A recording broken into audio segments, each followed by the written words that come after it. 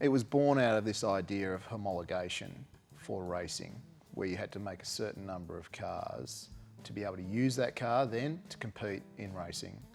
So inherently, 500 was the number. Now 500 as a production number of cars is very low compared to what we know now in terms of production. But back then, for Porsche, 500 of these lightweight, stripped out race cars was a huge number of cars to sell.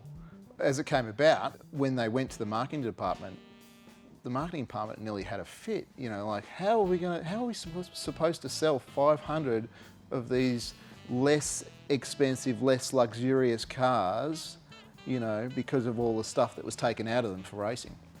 They thought that they were only going to sell 80, maybe 80 to their privateer racing clients at most.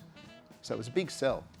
Well, then, you know, demand outstripped what they, you know, the 500 that the FIA said you have to build to qualify for Group 4.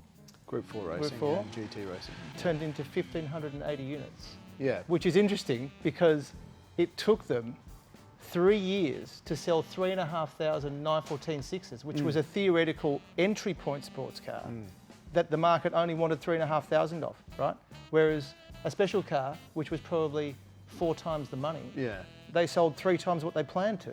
There's a bit of a battle between Ernst, the director of engineering for Porsche, and the marketing department. And the marketing department at the time was part of the Volkswagen group as well. So they were sort of very against these special edition cars. They were worried that they weren't going to sell them. So it was a great success for Ernst and the engineering department to get these cars up.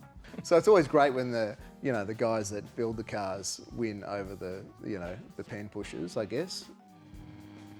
It was really a success because people embraced that special car as a car that they could buy. It could be a race car, even though they were just driving a car that they were, bought and driving on the road. But it was a car that was designed and built for that racing purpose. So it was a very special car compared to the normal cars that you could buy at the time.